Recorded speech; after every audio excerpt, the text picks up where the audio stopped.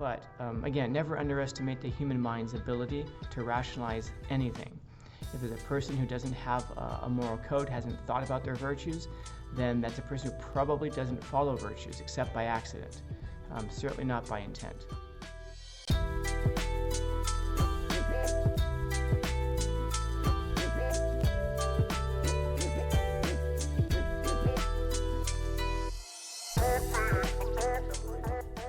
Welcome to Prologue 4 from Friedrich Nietzsche's Thus Spoke Zarathustra.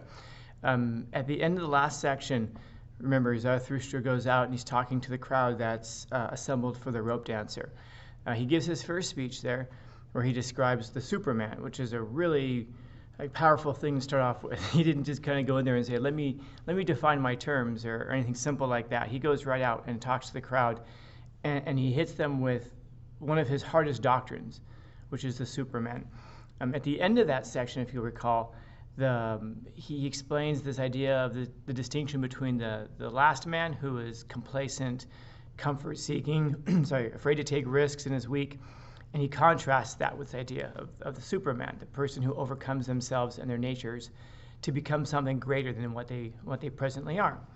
In a very obviously basic and rudimentary sense, that's a pretty neat thing to just kind of analyze what you are today, and then figure out why you are what you are, and then go about a strategy of trying to improve upon what you are, without even having necessarily an end goal in mind, except for to be the best that I possibly can be. And of course, lots of different areas in which we can do that.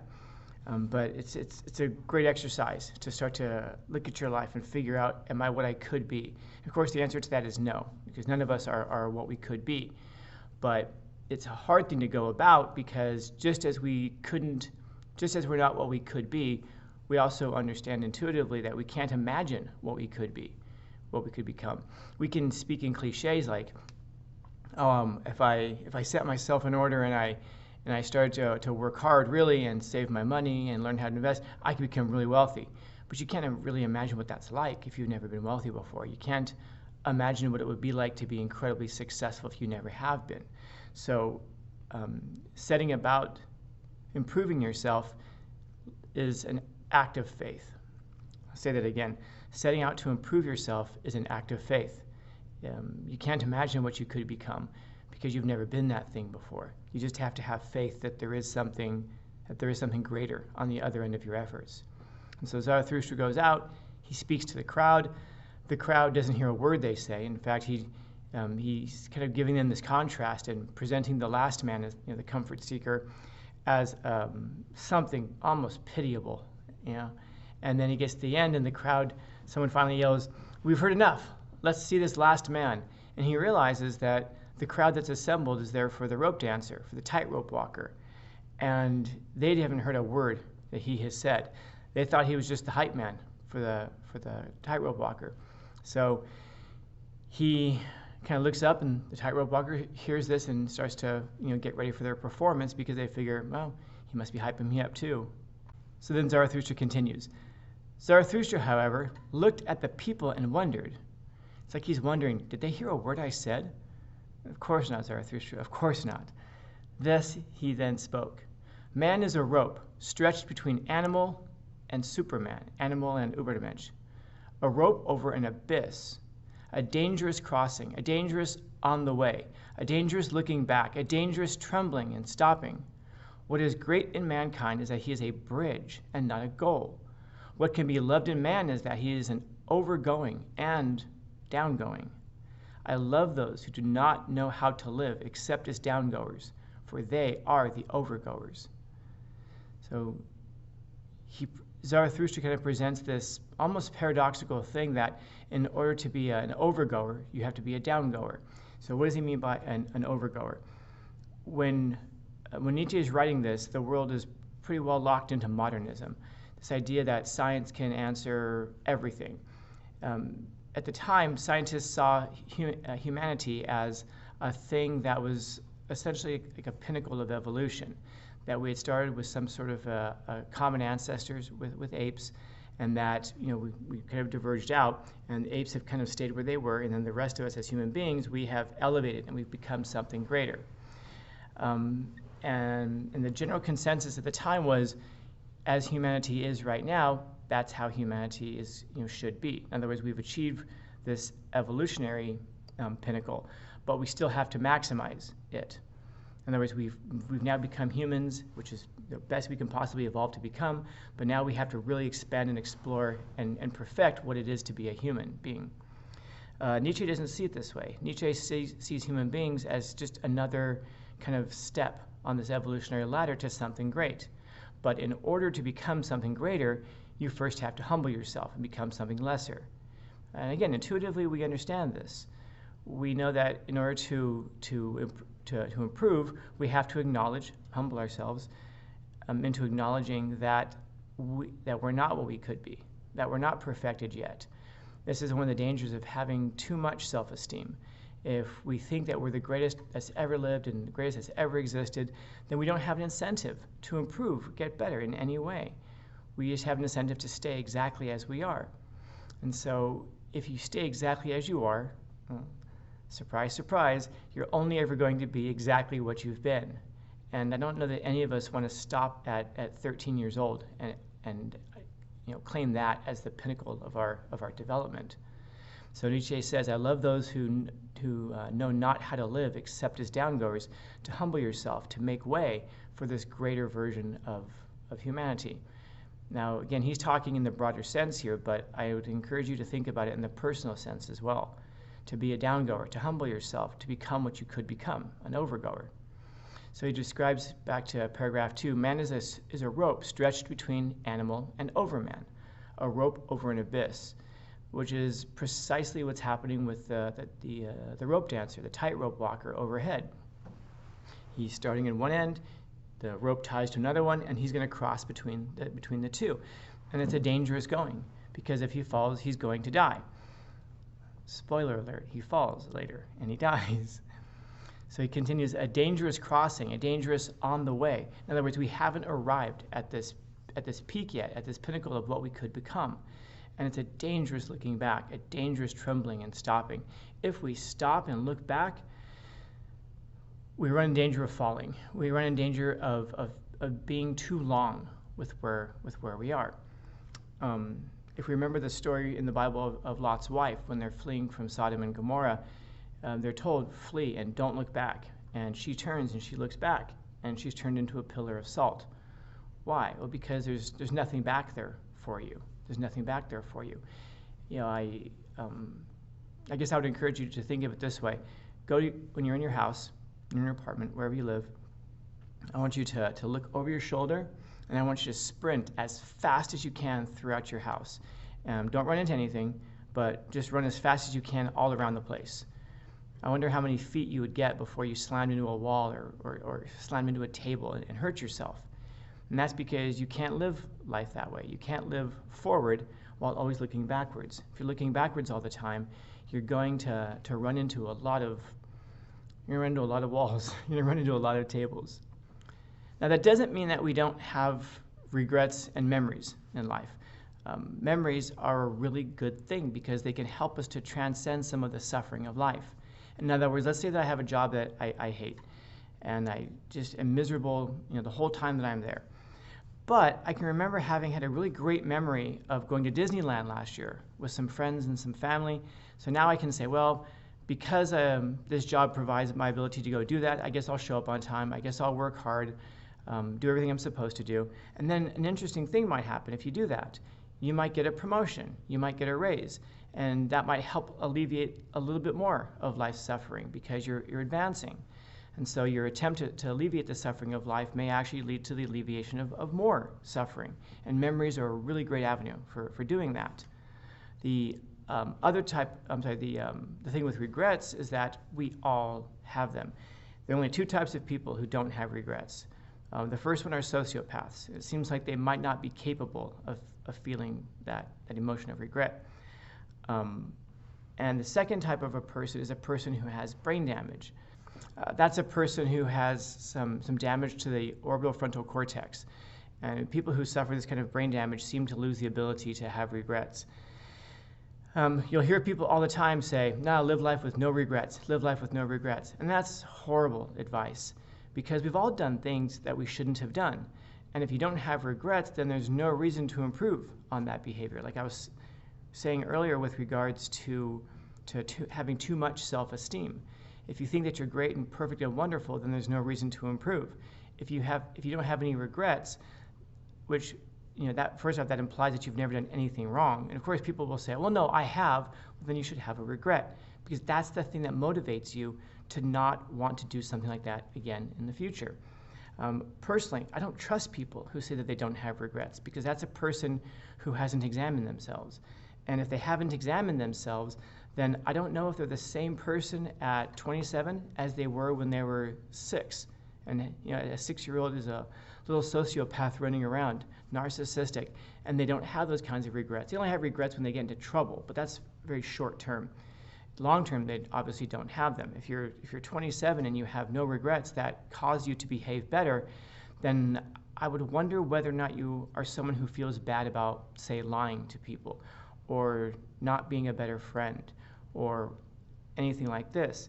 Because if that's the case, then I don't think I can trust you, because that means that you don't feel bad about lying, and you don't feel bad about disloyalty. You're a person who is self-centered, narcissistic, and it's a hard and fast rule for life. We should never underestimate the human mind's ability to rationalize anything. When a person says, I'm a good person, I don't lie, I don't cheat, I don't steal, and you ask them, are you really a good person? Do you really not lie, cheat, and steal? And oftentimes they'll come back with, well, not if someone doesn't deserve it. If someone deserves it, well then yeah. And that's a person who has set themselves up as being the judge of all humanity. And it isn't to be confused with Nietzsche, who says to develop your own value system. That's a person who doesn't have a value system. That person hasn't thought about why they do what they do, or whether things are right or wrong. And they certainly haven't thought about it enough to make it part of their personality such that they're always going to follow it. Again, with somebody who says, oh, lying is never wrong. Lying is never right. Lying is never right. Lying is always immoral. That's a deontologist. And then oftentimes, a person will say, yeah, but if you have to steal a loaf of bread, or if you have to do this, there are no have-tos like that. Of course, the alternatives might be horrendous. But again, never underestimate the human mind's ability to rationalize anything. If there's a person who doesn't have a moral code, hasn't thought about their virtues, then that's a person who probably doesn't follow virtues except by accident, certainly not by intent. All right, so Zarathustra continues in paragraph 6. I love the great despisers, because they are the great revelers and arrows of longing for the other shore. I love those who do not first seek a reason beyond the stars for going down and being sacrifices, but sacrifice themselves to the earth, that the earth of the Superman may someday arrive. So in these two paragraphs, 6 and 7, Nietzsche is telling us that, again, this idea that as humans we have to overcome what we presently are to become what we could become. And according to Nietzsche here in paragraph 7, that thing that transcends and becomes is not to be found in other worldlies. It's to be found in this earth. Remember, Nietzsche is a materialist. He doesn't believe in a soul, a spirit, God, heaven, hell, any of that. And he believes that a belief in those things stops us from becoming what we could become. So he believes that not only that they're not just wrong and benign, but that they actually make the world and the human being a worse place and a worse person. So he says, he loves those who do not first seek a reason beyond the stars. So find your meaning and purpose here in life, and that meaning and purpose is to overcome, as we're going to see in the next section. To become an arrow going from one shore to the other, to cross over from what you presently are and where you presently are, to become what you could become. Paragraph 8, I love him who lives in order to know and seeks to know, in order that the Superman may someday live. Thus, he seeks his own downgoing, the person who's willing to sacrifice themselves for what's going to come afterwards. It almost seems contrary to Nietzsche's value system of the will to power, but it's not. I'll say some more about it later.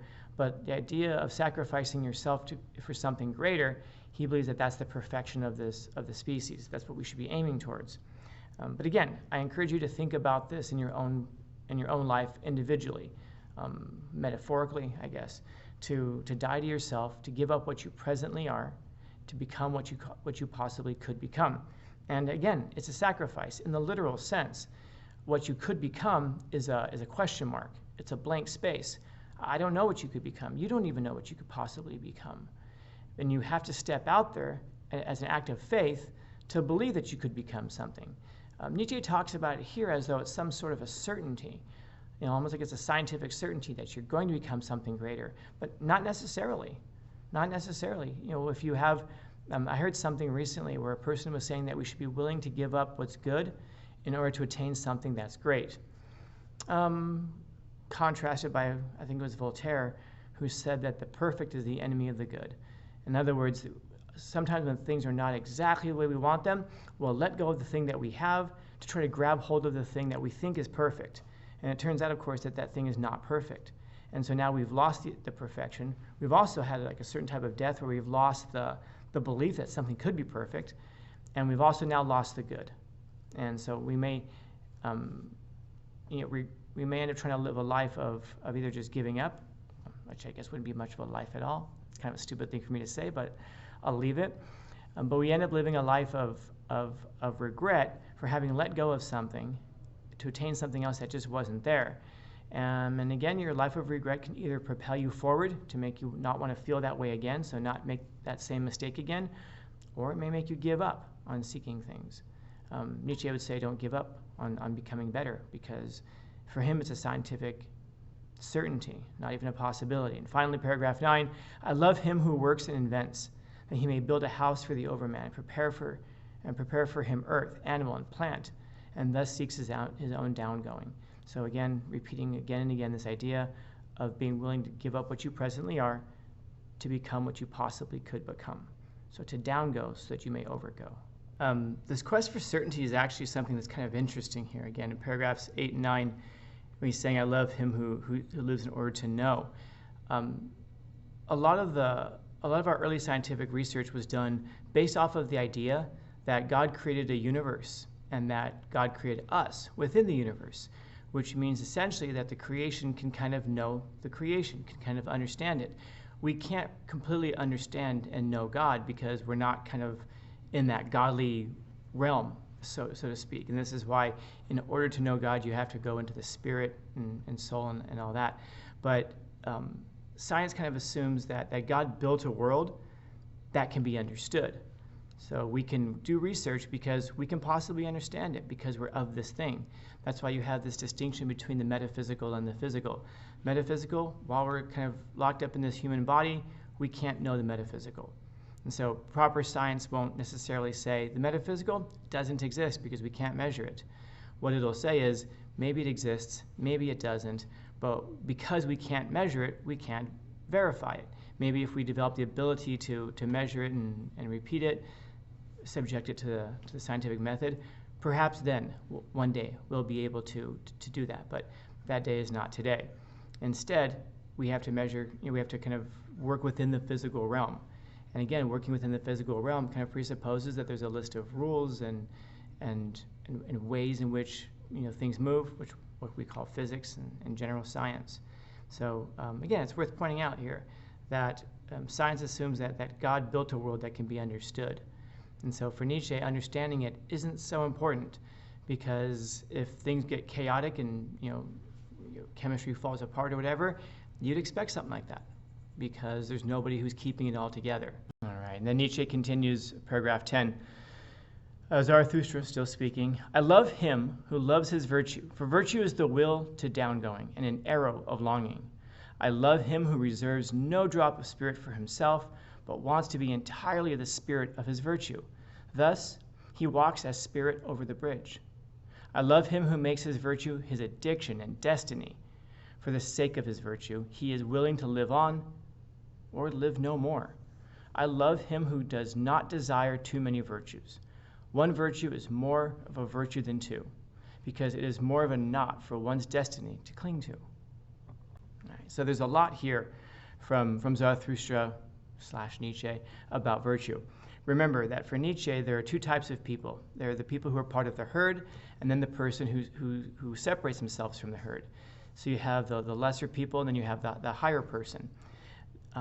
The people who are part of the herd, they're there for safety.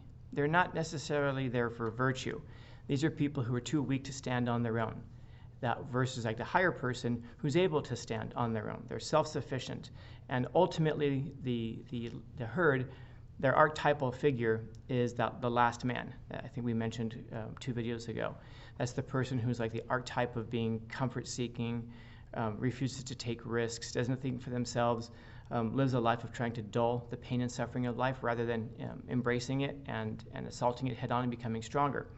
And then that person, the last man, is contrasted by the higher person, or the Upermensch eventually, which is this archetypal figure rising up out of the higher man, who becomes like the self-actualized human, the one who's individual, independent, has their own virtue and value systems.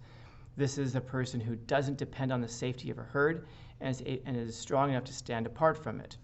Remember, the herd will take weakness and they're going to reframe it as virtue. Like rather than saying, I'm.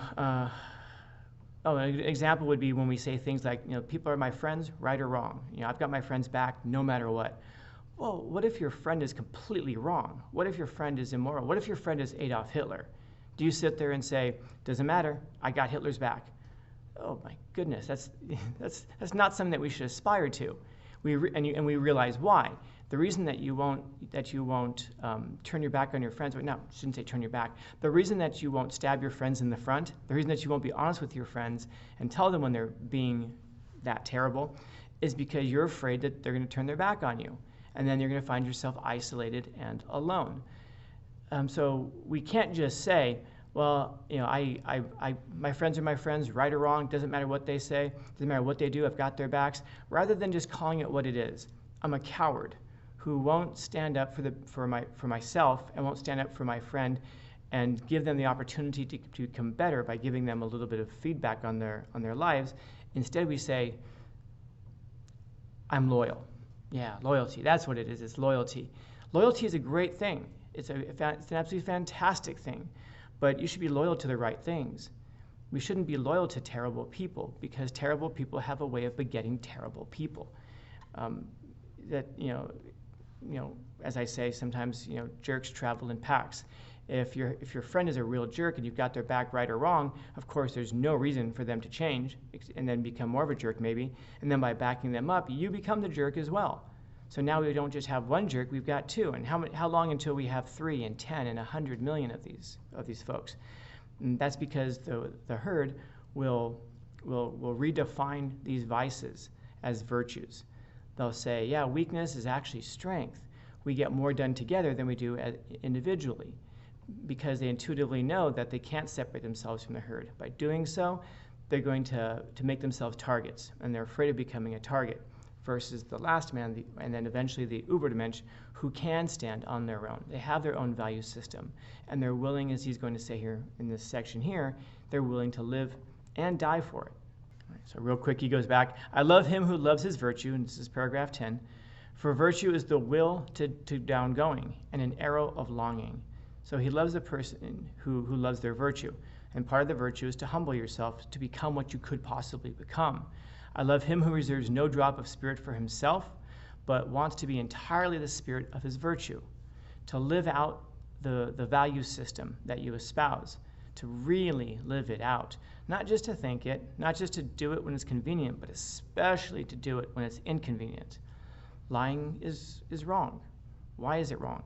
Because by lying, you create an alternate reality, and you set people on the path to living according to an alternate reality, which means you literally upset the very fabric of the universe when you lie to people, because people would behave very differently if you didn't lie to them, and we know that. That's the whole reason we lie. I don't want this person to. I don't want my parents to ground me, so I'm going to lie to them. And you intuitively know that the whole purpose of the lie is to change the course of the universe. And it's incredible when you realize that just a few words can do exactly that. You can change the course of a person's life just by getting them to believe something that's not true. This is what is so horrendous about lying. We don't think of it this way a lot of times. Like if I ask that question oftentimes of my students, is lying right or wrong? It's wrong. And we almost just say it like, it's wrong. We don't really believe it is. And then you'll have like that, that one student who oftentimes say, well, it depends, because they want to, be a deep thinker. So it depends on some things, whether or not lying is ever okay. But ultimately, no, it really doesn't matter, because you're changing the course of the universe.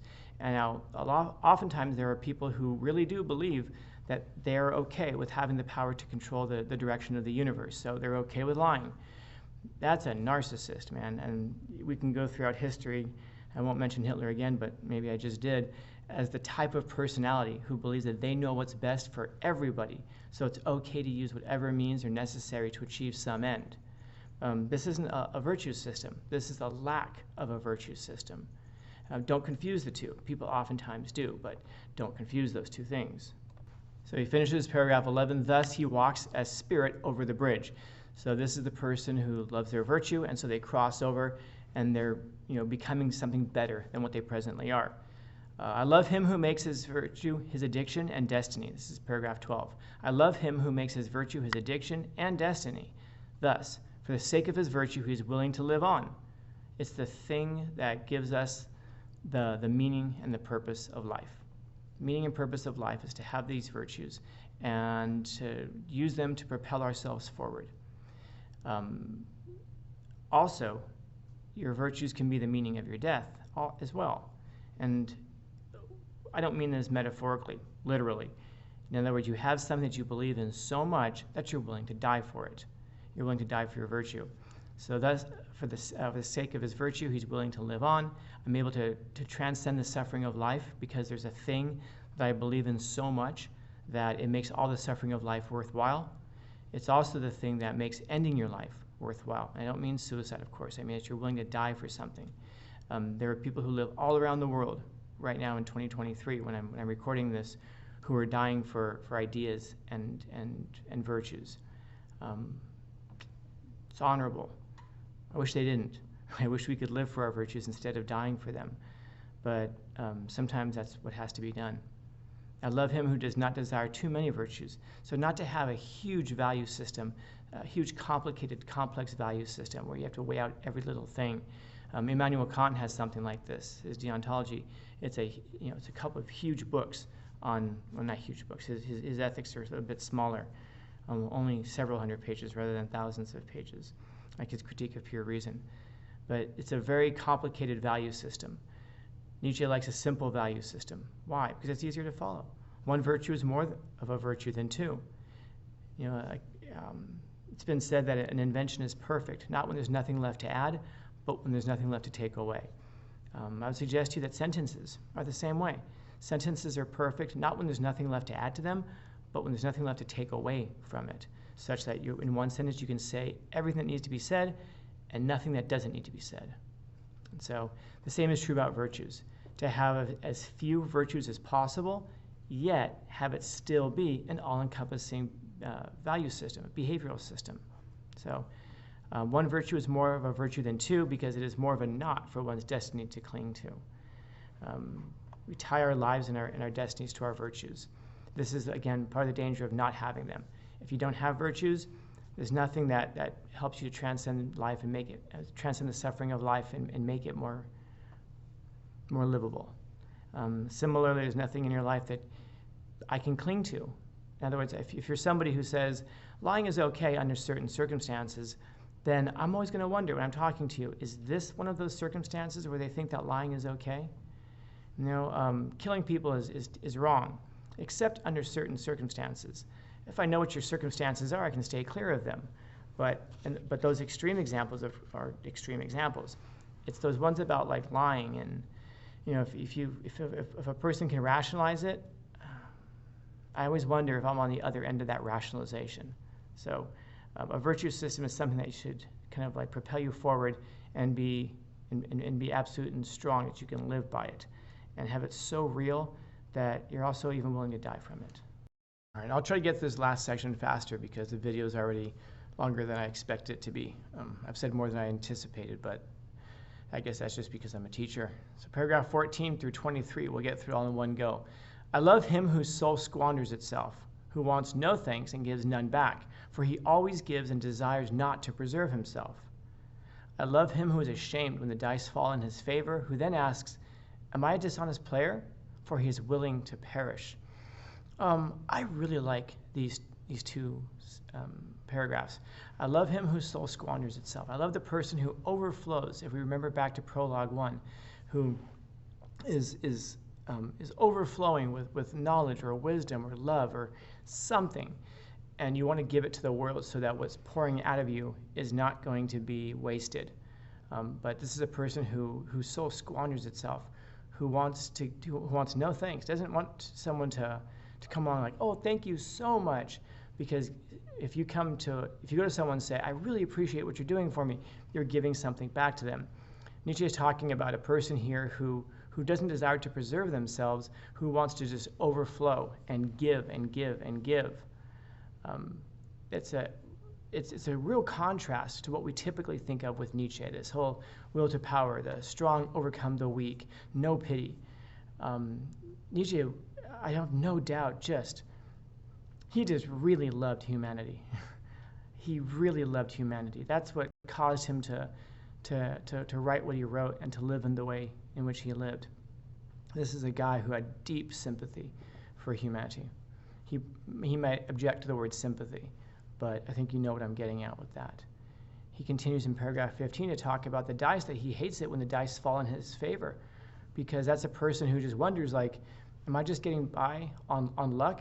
Like somehow am I guilty because if I win, that means that somebody else lost.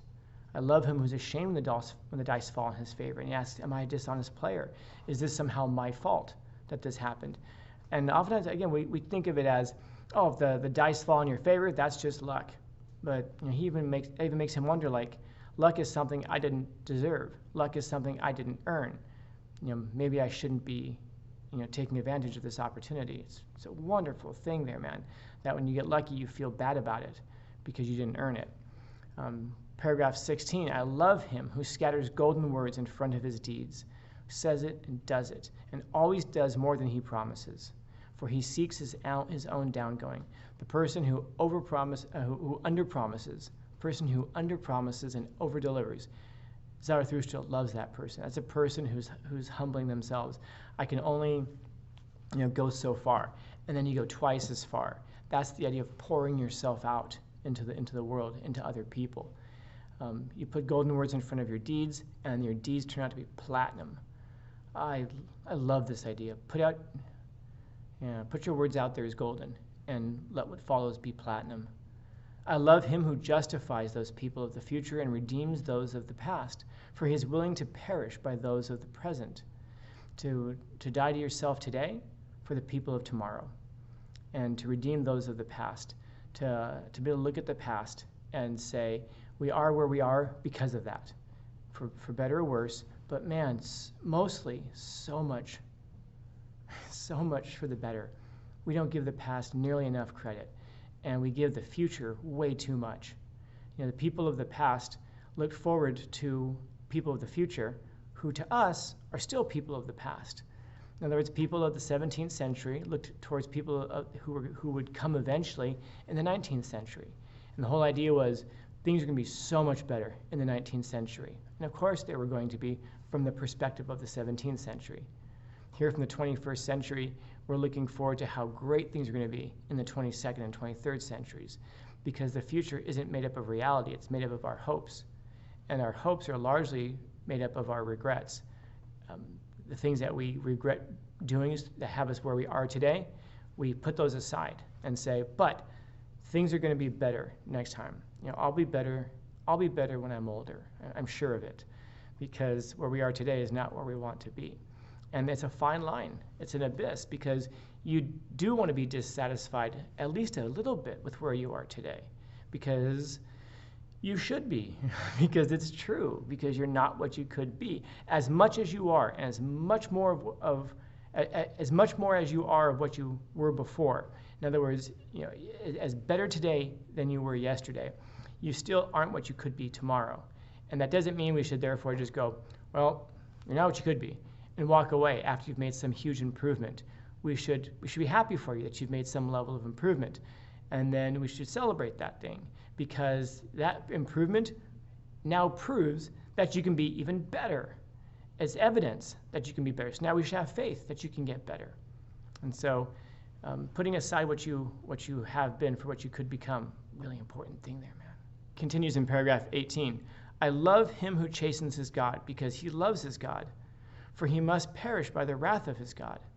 He loves the person who chastens the people who we love. And for God, you're supposed to have absolute reverence. But we can't have too much reverence for the people around us, for sure.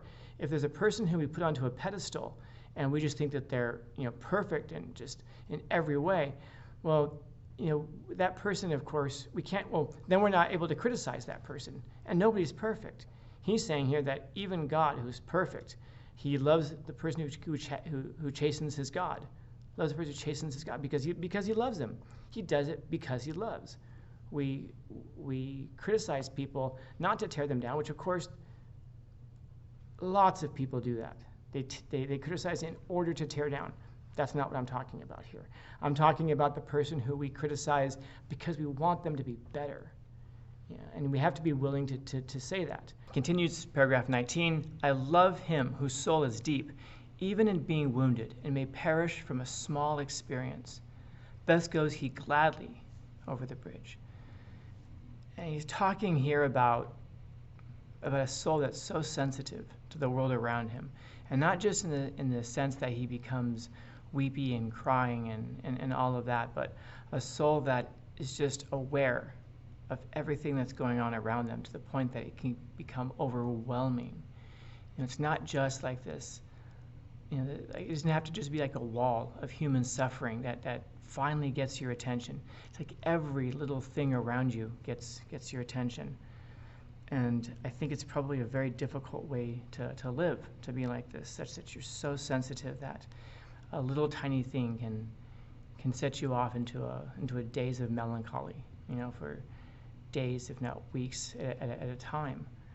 But that's the person that, because they are sensitive to the world around them, they're also sensitive to their own shortcomings and the need to transcend and become something better. The one who thus goes gladly over the bridge. It's the person who's just not aware of themselves because we don't know what we don't know. It's a person who's not aware of themselves enough to know that they need to go over the bridge to become something better. They think that they're fine just the way they are. And in a certain sense they are, because there's no drive to make them any better. And for them, fine is fine enough. But for Nietzsche, it's not.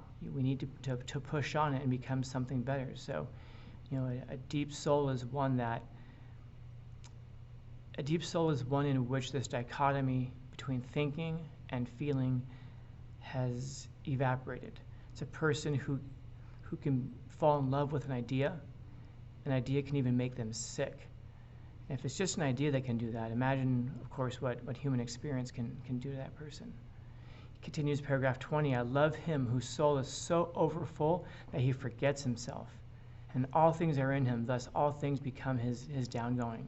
Those two paragraphs, 19 and 20, the sensitive soul becomes so full of everything around you because you're constantly taking everything in. All of the suffering, of course, but also like all of the joy. You can feel other people's joy in the same way that you can feel their grief. It's the whole spectrum of human experience that you're taking in. And it gets to a point where it becomes so overfull that you almost forget who you are because you're taking so much in, which of course is just a process of you becoming something else also, because you're not only experiencing your own lifetime, you're also experiencing the lifetimes of everyone around you. So your life becomes so much deeper and richer for this experience. And this is why all things are in him. Thus, all things become his downgoing. Because once all of these things are in you, again, you become very aware of your need to grow, that you're not what you could be, which seems to almost be the theme here of Prologue 4. You're not what you could be. And so give up that thing that you are.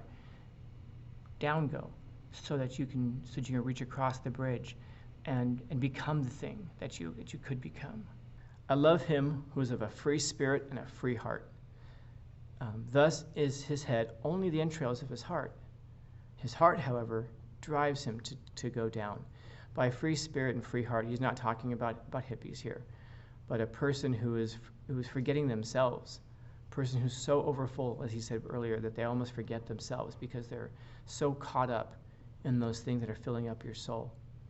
You know, if you go and see something really beautiful, like a painting, it can cause you to forget yourself in a sense, and that's one of those really beautiful moments of kind of, I mean, it's as you can see, it becomes difficult to describe. It's almost like a complete loss of self. And I imagined after being in Florence one time, and I was at the museum, I was looking at the Botticellis, and I was wondering, is this what the Buddhists mean about losing yourself? And of course, by having that thought, I pulled myself right back into myself and missed a part of what could have been a really conscious meditational experience. But I wonder that, you know, is that what the Buddhists feel like? Is that what they describe with this loss of self, which almost becomes not such a dangerous thing or a scary thing? Now, of course, Nietzsche is not talking about just, you know, to give up who you are. Of course, he wants you to perfect who you are. That's the beautiful thing about the free spirit and, of course, the free heart. It's the ability to almost lose yourself, to become so impassioned by all of the things that are overflowing within you. You know, again, if you can look at a person and be so in love with them that you almost forget yourself for a second, or if you've ever had that kind of transcendent experience, you literally forget who you are. You know, in that person, that the beauty of that person overfills you. It's not that they themselves necessarily overfill you, but just this you know, sublime thing that emanates from them. It's ironically, it's paradoxical. You know, if you look on someone or something that's so beautiful that it saves your life, at the same time it takes it away from you. So paragraph 22, I love all who are likely heavy drops falling one by one out of the dark cloud that hangs over man.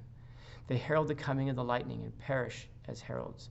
So the person who's willing to become the downgoer is the person who's like, kind of like rain will let you know that the lightning and the thunder are on the way.